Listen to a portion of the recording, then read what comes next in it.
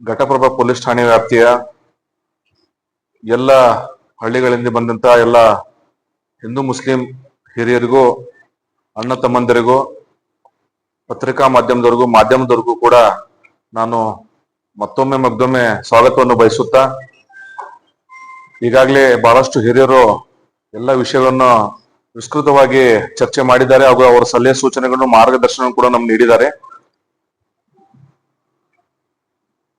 ಈ ಒಂದು ಸಭೆ ಉದ್ದೇಶ ಏನಪ್ಪಾ ಅಂದ್ರ, ಈಗಾಗಲೇ ಬಹಳಷ್ಟು ಜನ ಹೇಳಿದ್ರು, ನಾವು ಇಲ್ಲೇ ಬಂದು ಹಿಂದೂ ಮುಸ್ಲಿಂ ಮಾತಾಡಿದ್ರಿ, ಬೇರೆ ನಮ್ ಕಡೆ ಭೇದ ಭಾವ ಇರಲ್ಲ ಅಂತ ಹಿರಿಯರು ಹೇಳಿದ್ರು.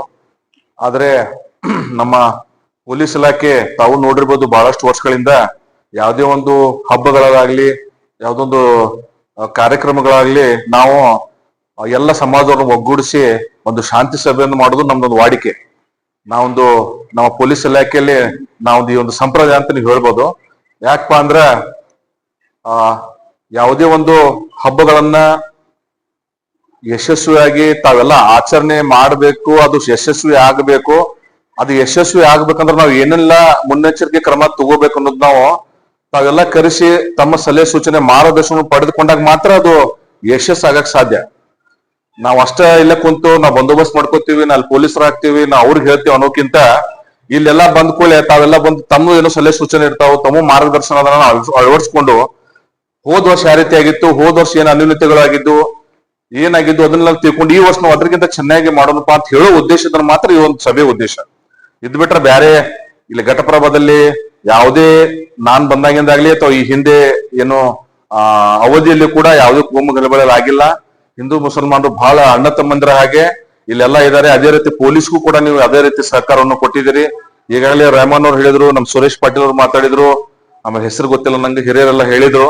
ಬಹಳ ಖುಷಿ ಅನ್ನಿಸ್ತು. ನಾವು ಯಾವುದೇ ಜಾತಿ ಧರ್ಮ ಮಾನವ ಧರ್ಮ ಅಂತ ನಾವೆಲ್ಲ ತಿಳ್ಕೊಬೇಕು. ನಾವೆಲ್ಲರೂ ಮೊಟ್ಟ ಮೊದಲು ನಮ್ದು ಏನಂದ್ರು ಮಾನವ ಧರ್ಮ. ನಾವ್ ಇಲ್ಲಿ ಬಂದ್ಮೇಲೆ, ಭೂಮಿಗೆ ಬಂದ್ಮೇಲೆ ನಾವು ಅಳವಡಿಸ್ಕೊಂಡು ನಾವು ಇದು XYZ ಅಂತ ಹೇಳಿ, ಬಟ್ ನಾವು ಮಾನವ ಧರ್ಮ ಅಂತ ಯಾವಾಗ ಯೋಚನೆ ಮಾಡ್ತೀವಿ ಅವಾಗ ನಾವು ಸಮಾಜದಲ್ಲಿ ಯಾವುದೋ ಅಹಿತಕರ ಘಟನೆ ಆಗಲ್ಲ, ಎಲ್ಲ ಶಾಂತಿ ಸುವ್ಯವಸ್ಥೆ ನಾವು ಕಾಪಾಡ್ಬೋದು. ಎಲ್ಲಾ ಹಬ್ಬಗಳನ್ನು ಹಿಂದೂ ಧರ್ಮದವರಾಗ್ಲಿ ಮುಸ್ಲಿಂ ಧರ್ಮದವರಾಗ್ಲಿ ಎಲ್ಲಾ ಹಬ್ಬಗಳನ್ನು ಕೂಡ ಹೇಳಿದ್ರು, ಎಲ್ಲರೂ ಕೂಡ ಅವರು ಆಚರಣೆ ಮಾಡ್ತಾರೆ, ಇದು ನಮಗೂ ಗೊತ್ತಿದೆ. ಬಟ್ ಏನಾಗುತ್ತೆ, ಇವ್ರು ಹೇಳಿದಾಗ ಸ್ವಲ್ಪ ಅಲ್ಲಿ ಸಣ್ಣ ಪುಟ್ಟ ಘಟನೆಗಳಾದಾಗ ನಾವು ಅಲ್ಲಿ ಚೂಟ್ಬೇಕು, ಏನೋ ಇರ್ತವೆ, ಅಚತುರ ಆಗುತ್ತೆ, ಉದ್ದೇಶಪೂರ್ವಕ ಆಗಿರುವುದಿಲ್ಲ. ಅಂತವನ್ನು ಬೆಳೆಸ್ಕೊಳ್ಳಾರ್ದೆ ನಾವು ಅಂತ ಘಟನೆಗಳನ್ನು ಮರೆತು ನಾವು ಮುಂದೆ ಸಾಗಿ ಒಂದು ಘಟಪ್ರಭಾಗ ಒಂದು ಒಳ್ಳೆ ಹೆಸರು ತರಬೇಕು. ನಾವು ಯಾವುದೇ ಹಬ್ಬಗಳಲ್ಲಿ ಹೇಳಿದ್ರೆ ನಾವು ಇನ್ನೂ ಮಟ್ಟ ಯಾವ ಅಂತ ಘಟನೆ ಆಗಿಲ್ಲ, ಮುಂದೆ ಆಗಕ್ಕೂ ಕೊಡುದಿಲ್ಲ ಅಂತಂದ್ರು ಮತ್ತೆ ಆಗುದೂ ಇಲ್ಲ. ಯಾಕಂದ್ರೆ ಹಿರಿಯರು ಆಗಿದ್ರೆ ನಮ್ಗೆ ಅದು ಭರೋಸೆ ಇದೆ ಪೊಲೀಸ್ ಇಲಾಖೆಗೆ. ಈ ಬಕ್ರೀದ್ ಹಬ್ಬದ ಪ್ರಯುಕ್ತ ಹೇಳ್ಬೇಕಪ್ಪ ಅಂದ್ರ, ಈಗಾಗಲೇ ಎಲ್ಲರೂ ಹೇಳಿದ್ದಾರೆ. ಯಾಕಂದ್ರೆ ಕಾನೂನ್ಕಿಂತ ನಾವ್ ಯಾರು ಬಗ್ಗೆ ದೊಡ್ಡವರಲ್ಲ, ನಾವೆಲ್ಲರೂ ಕಾನೂನ್ಕಿಂತ ಸಣ್ಣವರು. ನಾವು ಕಾನೂನಿಗೆಲ್ಲ ಕಿಮ್ಮತ್ ಕೊಡ್ಬೇಕಾಕೈತಿ. ಏನ್ ಕಾನೂನುಗಳು ಇದೆ ಅದನ್ನೆಲ್ಲ ದಯವಿಟ್ಟು ಎಲ್ಲರೂ ಪಾಲನೆ ಮಾಡ್ಬೇಕು. ಆ ಕಾನೂನು ಬಿಟ್ಟು ಯಾರು ದಯವಿಟ್ಟು ನೀವು ಏನೋ ಮಾಡಕ್ ಹೋದ್ರೆ ನಾವು ಅದ್ರ ಕಾನೂನು ರೀತಿ ಕ್ರಮ ತಗೋಬೇಕಾಗತ್ತೆ. ತಮ್ಗೆಲ್ಲ ಗೊತ್ತಿದೆ.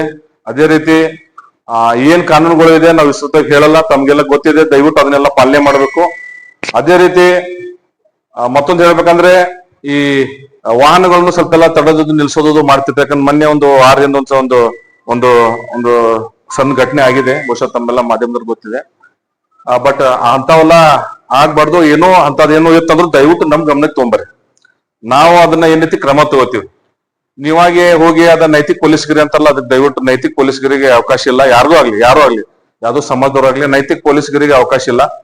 ನಿಮ್ದೇನೋ ಅಂತದೇನೋ ಒಂದು ಏನಂದ್ರೆ ಅನೈತಿಕ ಅಥವಾ ಏನೋ ಒಂದು ಚಟುವಟಿಕೆ ನಡೀತಿದೆಪ್ಪ ಇಂತೆಲ್ಲ ಒಂದು ವೈಕಲ್ ಅಲ್ಲಿ ಹಿಂಗ್ ಹೊಂಟಾವು ಹಿಂಗ್ ಬರತ್ತಿತ್ತಂದ್ರೆ ದಯವಿಟ್ಟು ನಮ್ದು 112 ಅಂತ ನಂಬರ್ ಇದೆ. ನೀವು 112 ಹಚ್ಚಿದ್ರೆ ಇಮಿಡಿಯೇಟ್ಲಿ 5-10 ನಿಮಿಷ ಗಾಡಿಯಲ್ಲಿ ಸ್ಥಳಕ್ಕೆ ಹೋಗುತ್ತೆ. ಇಲ್ಲಪ್ಪ ಅದು ಹತ್ಲಿಲ್ಲ ಅಂದ್ರೆ ಡೈರೆಕ್ಟ್ ನನ್ನ ನಂಬರ್ ಇದೆ, ನನಗ್ ಫೋನ್ ಮಾಡ್ರಿ, ನಮ್ PS ಅವ್ರು ಮಾಡ್ರಿ, ನಾವು ಕೂಡ್ಲೆ ಹೋಗಿ ಅದೇನೈತೆ ನಾವು ಕ್ರಮ ತಗೋತೀವಿ. ನೀವ ಹೋಗಿ ಕಾನೂನು ಕೈಯಾಗ ತಗೊಳ್ಳೋದು ಅದು ದಯವಿಟ್ಟು ಮಾಡಕ್ ಹೋಗ್ಬೇಡ್ರಿ. ಅಲ್ಲಿ ಹೋದಾಗ ಏನ್ ನಿಮ್ಗೊಂದು ಅವ್ರಿಗೊಂದು ಮಾತಾಗಿ ಅದ್ ಸುಮ್ನೆ ಬೆಳೆಯೋದ್ ಬೇಡ. ಅದಕ್ಕೆ ಎರಡು ಸಮಾಜದವ್ರಿಗೈತೇನೆ ಏನೋ ನಿಮ್ಗ ಅನ್ಸಿದ್ರು ಕೂಡ ದಯವಿಟ್ಟು ನಮ್ ಪೊಲೀಸ್ ಇಲಾಖೆಗೆ ತಿಳಿಸ್ರಿ. ಅಂತವ್ರಿಗೆ ಯಾರಿಗೂ ಅವಕಾಶ ಕೊಡಲ್ಲ. ಯಾರು ಮಾಡ್ತಾರೆ ಅವ್ರ ಮೇಲೆ ನಾವು ಕಠಿಣ ಕ್ರಮ ತಗೋತೀವಿ ಅಂತ ಈ ನಾವು ವೇದಿಕೆ ಮುಖಾಂತರ ಎಲ್ಲರಿಗೂ ತಿಳಿಸ್ತೀನಿ. ಯಾಕಪ್ಪ ಅಂದ್ರೆ ಆಗಲ್ಲ, ಬಟ್ ನಾವು ಸಂದೇಶ ಒಂದು ಕೊಡ್ಬೇಕಾಗತ್ತೆ. ಈ ಹಿಂದೆನೂ ಕೂಡ ನಾವು ಬಕ್ರೀದ್, ರಂಜಾನ್ ಹಬ್ಬ ಆಗ್ಲಿ, ಗಣೇಶ ಹಬ್ಬ ಆಗ್ಲಿ, ದುರ್ಗಾ ಮಾತಾ ಆಗ್ಲಿ, ದೀಪಾವಳಿ, ಆಮೇಲೆ ಯುಗಾದಿ, ಈ ಹಬ್ಬಗಳನ್ನು ಬಹಳ ಚೆನ್ನಾಗಿ ಅಣ್ಣ ತಮ್ಮಂದ್ರ ಹಾಗೆ ಹಿಂದೂ ಮುಸ್ಲಿಂ ಬಾಂಧವರು ಆಚರಣೆ ಮಾಡ್ಕೊಂಡು ಬಂದಿದ್ದಾರೆ. ಈ ಹಬ್ಬನು ಕೂಡ ಎಲ್ಲರೂ ತಾವು ಯಶಸ್ವಿ ಮಾಡ್ತಾರಂತ ನನಗೆ ಭರವಸೆ ಇದೆ. ಎಲ್ಲರಿಗೂ ಕೂಡ ನಾನು ಮತ್ತೊಮ್ಮೆ ಎಲ್ಲರಿಗೂ ಬಕ್ರೀದ್ ಹಬ್ಬದ ಶುಭಾಶಯಗಳನ್ನು ತಿಳಿಸುತ್ತಾ ಎಲ್ಲ ಹಿಂದೂ ಮುಸ್ಲಿಂ ಬಾಂಧವರಿಗೆ ಈ ಒಂದು ಸಭೆಗೆ ಆಗಮಿಸಿದ ತಮಗೆಲ್ಲರಿಗೂ ಕೂಡ ನಾನು ಹೃತ್ಪೂರ್ವಕ ಅಭಿನಂದನೆಗಳನ್ನು ಸಲ್ಲಿಸಿ ಈ ಒಂದು ಸಭೆಯನ್ನು ಮುಕ್ತಾಯ ಮಾಡ್ತೇನೆ. ಜೈ ಹಿಂದ್, ಜೈ ಕರ್ನಾಟಕ.